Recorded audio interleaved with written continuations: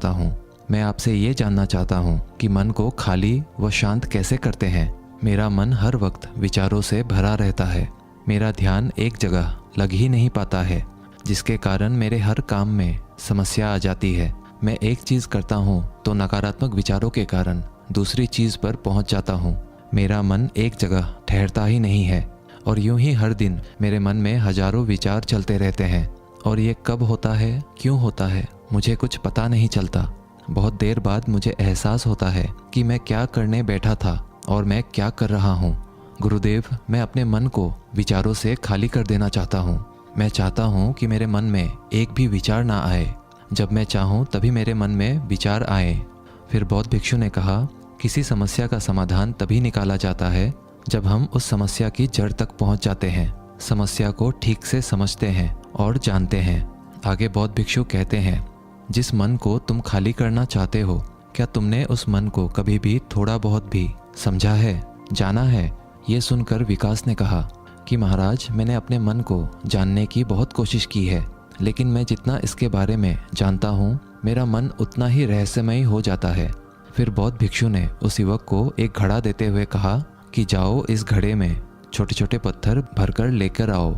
फिर वो युवक वहाँ से गया और छोटे छोटे पत्थर भरकर लेकर आया और उस घड़े को बौद्ध भिक्षु के पास रख दिया। फिर बौद्ध भिक्षु ने उस युवक से कहा कि इस घड़े को तुम अपना मन समझो और इस घड़े में भरे पत्थरों को अपने विचार समझो। अब इस घड़े में और पत्थर डालो। उस युवक ने घड़े में और पत्थर डालना शुरू किया। क्योंकि घड़ा पहले से भरा हुआ था, एक दो पत्थर डालने के बाद बाकी सारे पत्थर नीचे गिरने लगे। फिर बौद्ध भिक्षु ने उस युवक से कहा, रुको ज़रा, ध्यान से देखो। अब घड़े में पत्थर नहीं आ रहे हैं, बल्कि पत्थर नीचे गिर रहे हैं। क्योंकि ये एक घड़ा है, जो इसमें आ सकता था वो आ गया। अब इसमें और पत्थर नहीं आएंगे। अगर दूसरे पत्थर डालने हैं तो पहले वाले पत्थरों को निकालना होगा। ये सुनकर उस युवक ने कहा, गुरुदेव, मैं आपकी बात समझ गया हूँ कि आप मुझे क्या बताना चाहते हैं। हमें अपने मन को विचारों से ही खाली कर देना चाहिए। विकास की ये बात सुनकर बौद्ध भिक्षु मुस्कुराने लगे और कहा, पहले मेरी पूरी बात तो सुन लो, उसके बाद मन को खाली कर लेना।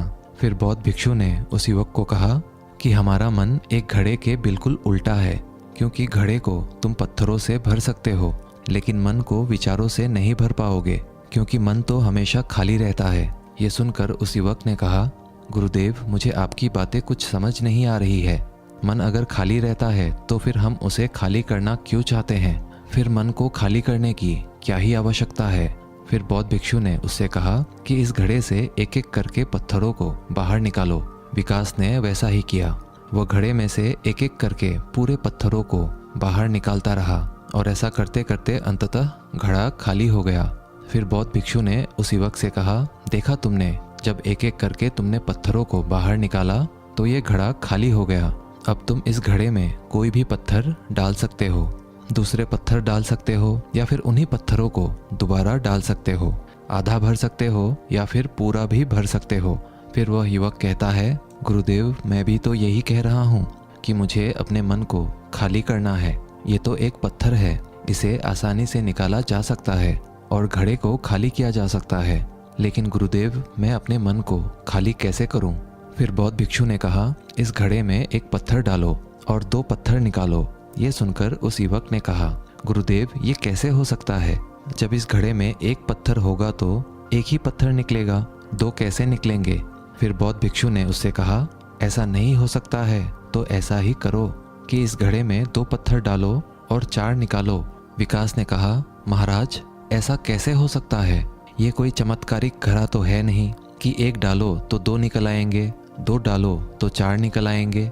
यह सुनकर बौद्ध भिक्षु ने कहा, यह घड़ा तो चमत्कारिक नहीं है, लेकिन तुम्हारा मन तो चमत्कारिक है। उसमें से अगर तुम एक विचार बाहर निकालते हो तो उसके साथ दो विचार आते हैं, और जब तुम उन दो विचारों को पकड़ते हो तो उसके साथ चार विचार निकलते हैं, और फिर ऐसा करते करते विचारों की एक लंबी श्रृंखला बन जाती है, और फिर तुम कहीं नहीं रुकते, एक के बाद एक विचारों को पकड़ते जाते हो। यह मिट्टी का घड़ा तो पत्थरों से भर जाएगा, लेकिन तुम्हारा मन कभी नहीं भरता, वो हमेशा खाली है, लेकिन वह खाली नहीं करता। ये इस मन की माया है कि सब कुछ है लेकिन फिर भी कुछ नहीं। फिर उस युवक ने कहा, गुरुदेव, मैं आपकी बात समझ रहा हूँ, लेकिन क्या मैं हमेशा अपने विचारों के जाल में ही फंसा रहूँगा? क्या मन के इस मायाजाल से निकलने का कोई रास्ता नहीं है? फिर बौद्ध भिक्षु ने कहा, इस मिट्टी के घड़े में आधे पत्थर भर दो। फिर उस युवक ने ऐसा ही किया। फिर बौद्ध भिक्षु ने कहा, अब इन पत्थरों में से कोई एक पत्थर चुनो और उस पत्थर की एक छोटी सी मूर्ति बनाकर मुझे दे दो।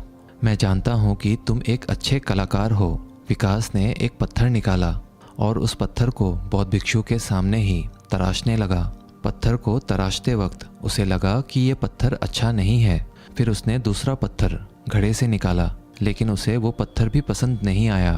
फिर उसने तीसरा पत्थर निकाला, लेकिन वो तीसरा पत्थर भी उसे पसंद नहीं आया। उसका रंग अच्छा नहीं था।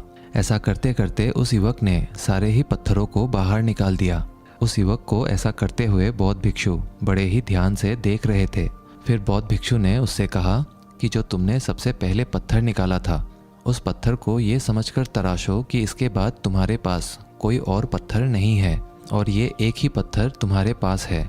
फिर उस युवक ने जैसा गुरुदेव ने कहा उसी एक पत्थर को लेकर तराशना शुरू किया और उसने उस पत्थर से एक बहुत ही सुंदर मूर्ति बनाई और बौद्ध भिक्षु को भेंट की। और बौद्ध भिक्षु से कहा, गुरुदेव, इस पत्थर से इतनी सुंदर मूर्ति बन सकती थी, मैं ये सोच भी नहीं सकता था। उस युवक की बात सुनकर बौद्ध भिक्षु ने कहा कि जब तुम्हारे पास और कोई दूसरा विकल्प नहीं होता है, तब हम उस विकल्प में ही संपूर्ण ऊर्जा लगाते हैं और उसी को सबसे बेहतर बनाते हैं। और जब हमारे पास कई सारे विकल्प होते हैं तो हम पत्थर चुनते भी नहीं और मूर्ति बनती भी नहीं। हमारा मन भी एक विचार के पीछे हजारों विकल्प खोल के रख देता है और एक मुख्य विचार को छोड़कर उन हजारों फालतू के विचारों में उलझकर हम रह जाते हैं। फिर उस युवक ने कहा, गुरुदेव, मैं आपकी बातों को बहुत अच्छे से समझ गया हूँ, लेकिन अब मुझे क्या करना चाहिए? कृपया आप मेरा मार्गदर्शन करें। बौद्ध भिक्षु ने उस युवक से कहा कि मन को खाली करना, साफ करना 1-2 दिन का काम नहीं है, ये बहुत लंबी प्रक्रिया है। तो क्या तुम इसके लिए तैयार हो? वह युवक कहता है, जी गुरुदेव, तैयार हूँ, चाहे कितनी भी लंबी प्रक्रिया क्यों ना हो। फिर बौद्ध भिक्षु ने उस युवक से कहा कि मन को खाली व नकारात्मक विचारों से दूर रखने के 6 तरीके हैं। आओ उन्हें एक एक करके समझते हैं। पहला तरीका है कि ऐसे लोगों का साथ छोड़ दो जो तुम्हें कमज़ोर, पिछड़ा हुआ, लक्ष्यहीन महसूस कराए। अक्सर हमारे आसपास ऐसे लोग होते ही हैं जो हमसे पद और धन में ऊपर होते हैं और इसी पद और धन के घमंड में वो अपने नीचे से लोगों को कुछ भी नहीं समझते। इसीलिए ऐसे लोगों के पास रहना ही नहीं चाहिए। और ऐसे लोग अपने से छोटे लोगों को हमेशा यही महसूस कराते हैं कि आप कितने छोटे हैं और इसीलिए वो छोटे लोग अपने जीवन में कुछ बड़ा हासिल कर ही नहीं सकते। इसके अलावा कई बार हमारे मित्र और घर परिवार के सदस्य भी ऐसे होते हैं जो अक्सर हमें छोटा महसूस कराते हैं, हमें नीचा दिखाने की कोशिश करते हैं, लोगों के सामने हमारा मजाक बनाते हैं। तो ऐसे लोगों से जितना दूर हो सके उतना दूर रहो। ये लोग ऐसे होते हैं कि तुम्हारी नज़रों से तुम्हारी गरिमा को दूर करके तुम्हें लक्ष्यहीन बनाते हैं और फिर तुम्हें खुद की काबिलियत पर शक होना शुरू हो जाता है। तुम्हारे अंदर खुद के प्रति नकारात्मक भावनाएं आ जाती है और ये नकारात्मक विचार तुम्हें मानसिक तनाव और चिंता की ओर ले जाते हैं। फिर बौद्ध भिक्षु दूसरा तरीका बताते हुए कहते हैं कि तुम बहुत ही कम और चुनिंदा लोगों को ही अपना मित्र बनाओ। ऐसे लोगों को ही अपना मित्र बनाओ जिससे तुम कुछ सीख सकते हो, जिनकी तुम इज्जत कर सकते हो, जो तुम्हारी भावनाओं को समझ सके, जिनकी सोच तुमसे मेल खाती हो, जो जीवन में तुम्हें आगे बढ़ने में सहायता करे। हमारे जीवन और चरित्र में हमारे माँ बाप के बाद हमारे मित्रों का ही सबसे ज़्यादा योगदान होता है। इसीलिए मित्रों का सही होना भी बहुत आवश्यक है। ऐसा कहा भी जाता है, तुम उन 5 लोगों का प्रतिबिंब हो जिनके साथ तुम सबसे ज़्यादा वक्त बिताते हो। अगर तुम्हारे आसपास के 5 लोग जिनके साथ तुम सबसे ज़्यादा वक्त बिताते हो वे ईमानदार हैं, तो तुम भी धीरे धीरे ईमानदार होना शुरू कर दोगे। और अगर वो 5 लोग अमीर हैं तो तुम भी धीरे धीरे अमीर बनना शुरू कर दोगे। कहने का अर्थात यही है कि तुम वैसा ही बन जाते हो जिस तरह के लोगों के साथ तुम अपना समय व्यतीत करते हो। किसी महान दार्शनिक ने कहा था कि तुम मुझे किसी भी इंसान के मित्रों से मिलवा दो, मैं उसके मित्रों को देखकर उस इंसान का भविष्य बता दूंगा। हमारी सबसे बड़ी समस्या ये है कि हम लोगों को ना नहीं बोल पाते हैं, जिन लोगों के साथ हम रहना पसंद भी नहीं करते हैं। ना चाहते हुए भी हमें उन नकारात्मक लोगों के साथ वक्त बिताना पड़ता है। इसीलिए सबसे पहले हमें अपने ज़िंदगी में उन लोगों को ना कहना आना पड़ेगा, जिनके साथ रहकर हमें लगता है कि ये हमारी ज़िंदगी खराब कर रहे हैं। अगर ये हमारे ज़िंदगी में ना हो तो शायद हम ज़्यादा खुश रहेंगे। बौद्ध भिक्षु आगे कहते हैं, तीसरा तरीका है कि तुम कभी भी अपना अतीत नहीं बदल सकते, लेकिन तुम अपना भविष्य अवश्य बदल सकते हो। इसीलिए तुम्हें पूरी तरह से वर्तमान में रहते हुए उन चीज़ों पर, उन कामों पर ध्यान दो जो तुम्हारे नियंत्रण में है, जिन्हें तुम आज कर सकते हो, अभी कर सकते हो। बौद्ध भिक्षु कहते हैं, मेरी एक बात हमेशा याद रखना, केवल वर्तमान में रहकर भविष्य को संवारा जा सकता है, अतीत में रहकर नहीं।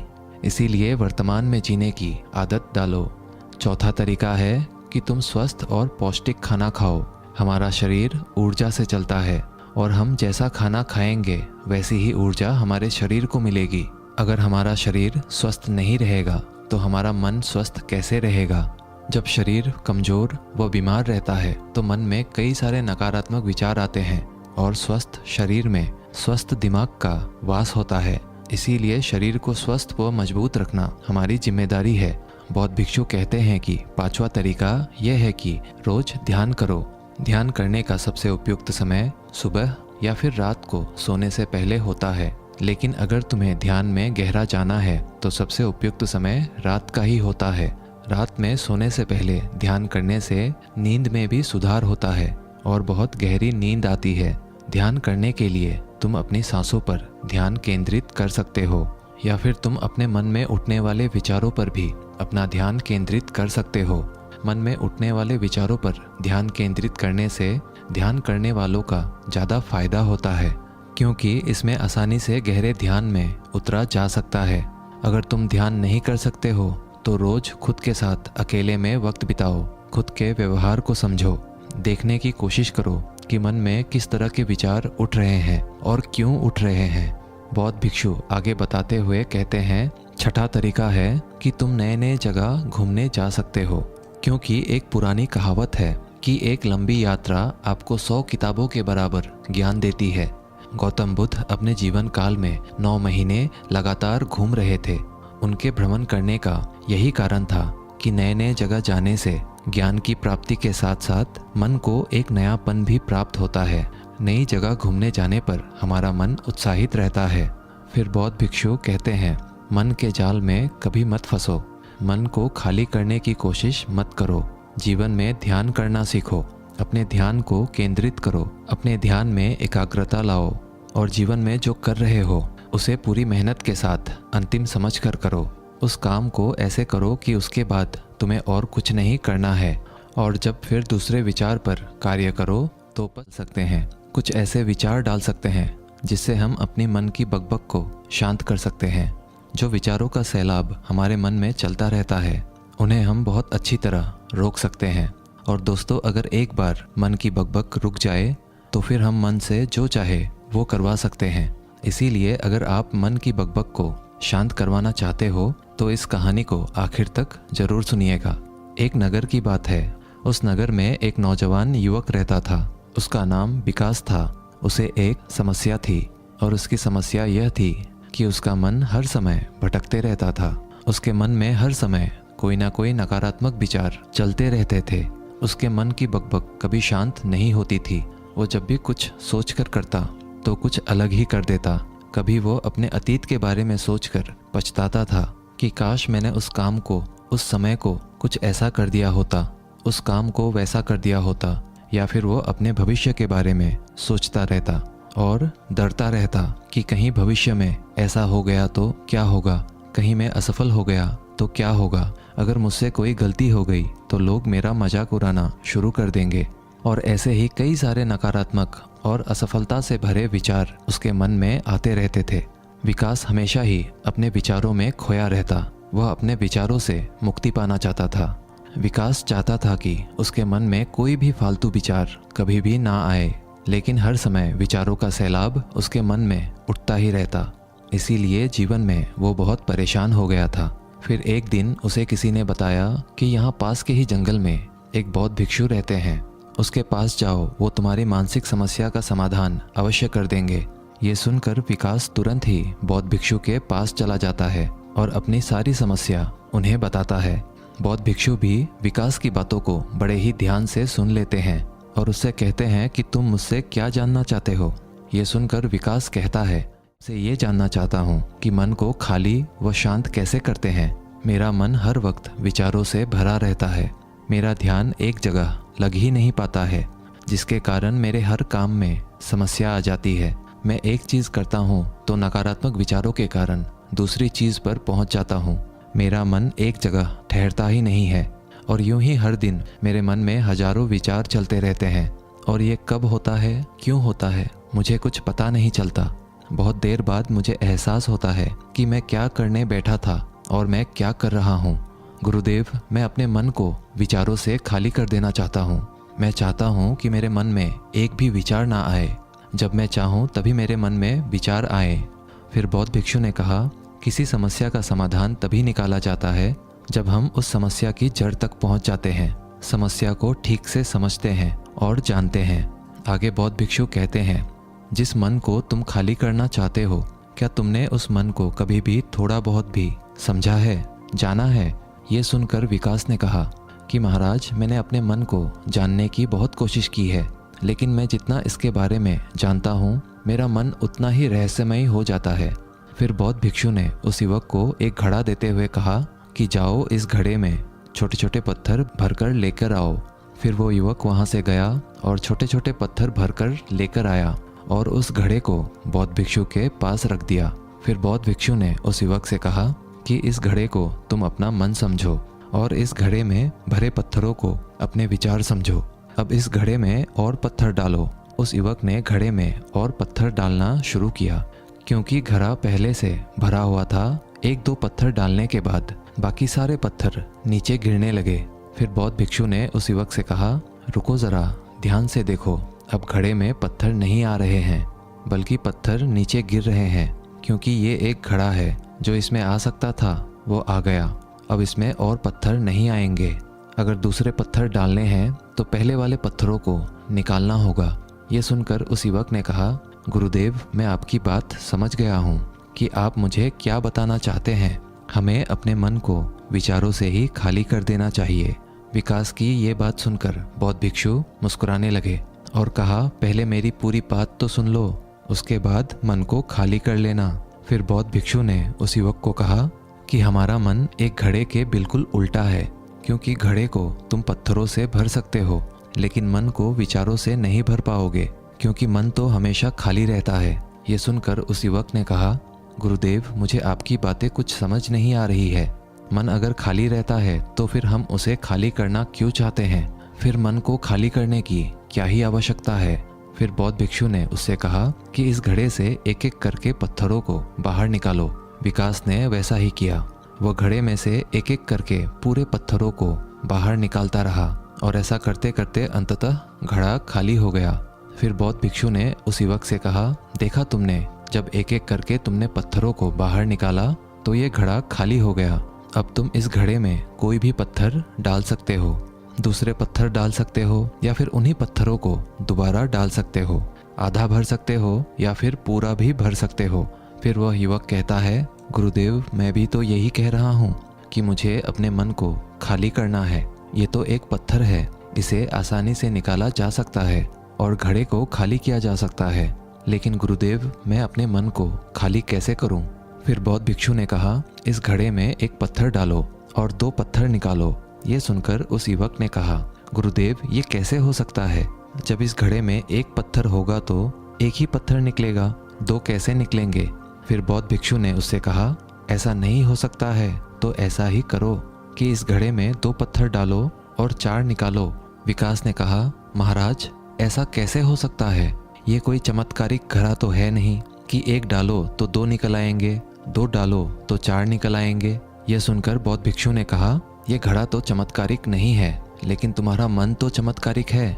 उसमें से अगर तुम एक विचार बाहर निकालते हो तो उसके साथ दो विचार आते हैं, और जब तुम उन दो विचारों को पकड़ते हो तो उसके साथ चार विचार निकलते हैं, और फिर ऐसा करते करते विचारों की एक लंबी श्रृंखला बन जाती है और फिर तुम कहीं नहीं रुकते, एक के बाद एक विचारों को पकड़ते जाते हो। यह मिट्टी का घड़ा तो पत्थरों से भर जाएगा, लेकिन तुम्हारा मन कभी नहीं भरता। वो हमेशा खाली है, लेकिन वह खाली नहीं करता। ये इस मन की माया है कि सब कुछ है लेकिन फिर भी कुछ नहीं।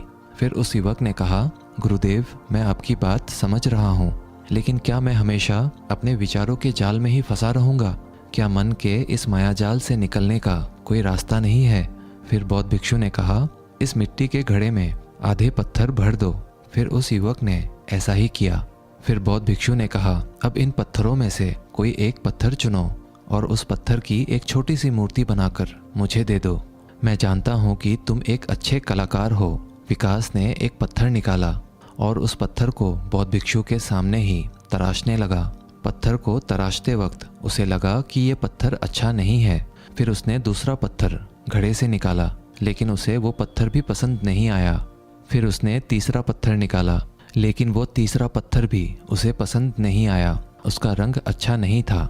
ऐसा करते करते उस युवक ने सारे ही पत्थरों को बाहर निकाल दिया। उस युवक को ऐसा करते हुए बौद्ध भिक्षु बड़े ही ध्यान से देख रहे थे। फिर बौद्ध भिक्षु ने उससे कहा कि जो तुमने सबसे पहले पत्थर निकाला था, उस पत्थर को ये समझकर तराशो कि इसके बाद तुम्हारे पास कोई और पत्थर नहीं है और ये एक ही पत्थर तुम्हारे पास है। फिर उस युवक ने जैसा गुरुदेव ने कहा उसी एक पत्थर को लेकर तराशना शुरू किया और उसने उस पत्थर से एक बहुत ही सुंदर मूर्ति बनाई और बौद्ध भिक्षु को भेंट की। और बौद्ध भिक्षु से कहा, गुरुदेव, इस पत्थर से इतनी सुंदर मूर्ति बन सकती थी, मैं ये सोच भी नहीं सकता था। उस युवक की बात सुनकर बौद्ध भिक्षु ने कहा कि जब तुम्हारे पास और कोई दूसरा विकल्प नहीं होता है, तब हम उस विकल्प में ही संपूर्ण ऊर्जा लगाते हैं और उसी को सबसे बेहतर बनाते हैं। और जब हमारे पास कई सारे विकल्प होते हैं तो हम पत्थर चुनते भी नहीं और मूर्ति बनती भी नहीं। हमारा मन भी एक विचार के पीछे हजारों विकल्प खोल के रख देता है और एक मुख्य विचार को छोड़कर उन हजारों फालतू के विचारों में उलझकर हम रह जाते हैं। फिर उस युवक ने कहा, गुरुदेव, मैं आपकी बातों को बहुत अच्छे से समझ गया हूँ, लेकिन का काम नहीं है। ये बहुत लंबी प्रक्रिया है, तो क्या तुम इसके लिए तैयार हो? वह युवक कहता है, जी गुरुदेव, तैयार हूँ, चाहे कितनी भी लंबी प्रक्रिया क्यों ना हो। फिर बौद्ध भिक्षु ने उस युवक से कहा कि मन को खाली व नकारात्मक विचारों से दूर रखने के 6 तरीके हैं। आओ उन्हें एक एक करके समझते हैं। पहला तरीका है कि ऐसे लोगों का साथ छोड़ दो जो तुम्हें कमज़ोर, पिछड़ा हुआ, लक्ष्यहीन महसूस कराए। अक्सर हमारे आसपास ऐसे लोग होते ही हैं जो हमसे पद और धन में ऊपर होते हैं और इसी पद और धन के घमंड में वो अपने नीचे से लोगों को कुछ भी नहीं समझते। इसीलिए ऐसे लोगों के पास रहना ही नहीं चाहिए। और ऐसे लोग अपने से छोटे लोगों को हमेशा यही महसूस कराते हैं कि आप कितने छोटे हैं और इसीलिए वो छोटे लोग अपने जीवन में कुछ बड़ा हासिल कर ही नहीं सकते। इसके अलावा कई बार हमारे मित्र और घर परिवार के सदस्य भी ऐसे होते हैं जो अक्सर हमें छोटा महसूस कराते हैं, हमें नीचा दिखाने की कोशिश करते हैं, लोगों के सामने हमारा मजाक बनाते हैं। तो ऐसे लोगों से जितना दूर हो सके उतना दूर रहो। ये लोग ऐसे होते हैं कि तुम्हारी नज़रों से तुम्हारी गरिमा को दूर करके तुम्हें लक्ष्यहीन बनाते हैं और फिर तुम्हें खुद की काबिलियत पर शक होना शुरू हो जाता है। तुम्हारे अंदर खुद के प्रति नकारात्मक भावनाएं आ जाती है और ये नकारात्मक विचार तुम्हें मानसिक तनाव और चिंता की ओर ले जाते हैं।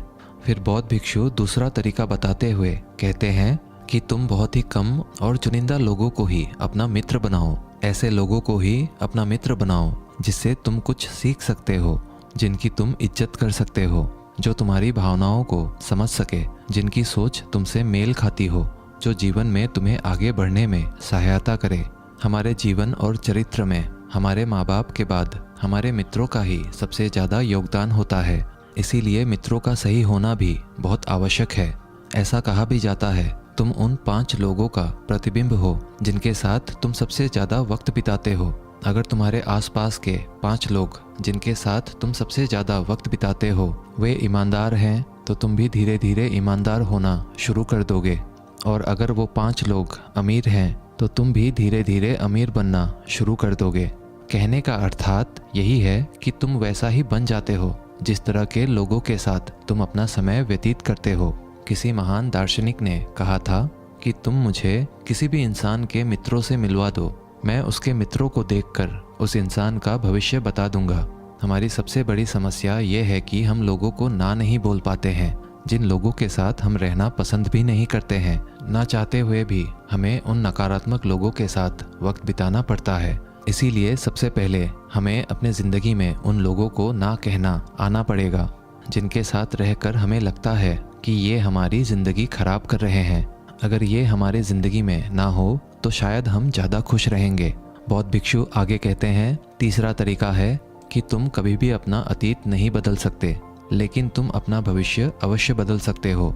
इसीलिए तुम्हें पूरी तरह से वर्तमान में रहते हुए उन चीज़ों पर, उन कामों पर ध्यान दो जो तुम्हारे नियंत्रण में है, जिन्हें तुम आज कर सकते हो, अभी कर सकते हो। बौद्ध भिक्षु कहते हैं, मेरी एक बात हमेशा याद रखना, केवल वर्तमान में रहकर भविष्य को संवारा जा सकता है, अतीत में रहकर नहीं। इसीलिए वर्तमान में जीने की आदत डालो। चौथा तरीका है कि तुम स्वस्थ और पौष्टिक खाना खाओ। हमारा शरीर ऊर्जा से चलता है और हम जैसा खाना खाएंगे वैसी ही ऊर्जा हमारे शरीर को मिलेगी। अगर हमारा शरीर स्वस्थ नहीं रहेगा तो हमारा मन स्वस्थ कैसे रहेगा। जब शरीर कमज़ोर व बीमार रहता है तो मन में कई सारे नकारात्मक विचार आते हैं और स्वस्थ शरीर में स्वस्थ दिमाग का वास होता है। इसीलिए शरीर को स्वस्थ व मजबूत रखना हमारी जिम्मेदारी है। बौद्ध भिक्षु कहते हैं कि पांचवा तरीका यह है कि रोज ध्यान करो। ध्यान करने का सबसे उपयुक्त समय सुबह या फिर रात को सोने से पहले होता है, लेकिन अगर तुम्हें ध्यान में गहरा जाना है तो सबसे उपयुक्त समय रात का ही होता है। रात में सोने से पहले ध्यान करने से नींद में भी सुधार होता है और बहुत गहरी नींद आती है। ध्यान करने के लिए तुम अपनी सांसों पर ध्यान केंद्रित कर सकते हो या फिर तुम अपने मन में उठने वाले विचारों पर भी अपना ध्यान केंद्रित कर सकते हो। मन में उठने वाले विचारों पर ध्यान केंद्रित करने से ध्यान करने वालों का ज़्यादा फायदा होता है, क्योंकि इसमें आसानी से गहरे ध्यान में उतरा जा सकता है। अगर तुम ध्यान नहीं कर सकते हो तो रोज खुद के साथ अकेले में वक्त बिताओ। खुद के व्यवहार को समझो, देखने की कोशिश करो कि मन में किस तरह के विचार उठ रहे हैं और क्यों उठ रहे हैं। बौद्ध भिक्षु आगे बताते हुए कहते हैं, छठा तरीका है कि तुम नए नए जगह घूमने जा सकते हो, क्योंकि एक पुरानी कहावत है कि एक लंबी यात्रा आपको 100 किताबों के बराबर ज्ञान देती है। गौतम बुद्ध अपने जीवन काल में 9 महीने लगातार घूम रहे थे। उनके भ्रमण करने का यही कारण था कि नए नए जगह जाने से ज्ञान की प्राप्ति के साथ साथ मन को एक नयापन भी प्राप्त होता है। नई जगह घूमने जाने पर हमारा मन उत्साहित रहता है। फिर बौद्ध भिक्षु कहते हैं, मन के जाल में कभी मत फंसो, मन को खाली करने की कोशिश मत करो। जीवन में ध्यान करना सीखो, अपने ध्यान को केंद्रित करो, अपने ध्यान में एकाग्रता लाओ और जीवन में जो कर रहे हो उसे पूरी मेहनत के साथ अंतिम समझकर करो। उस काम को ऐसे करो कि उसके बाद तुम्हें और कुछ नहीं करना है, और जब फिर दूसरे विचार पर कार्य करो तो बस उसी पर कार्य करो, किसी तीसरे विचार पर नहीं। मन के मायाजाल से निकलना इतना आसान नहीं, लेकिन ध्यान करने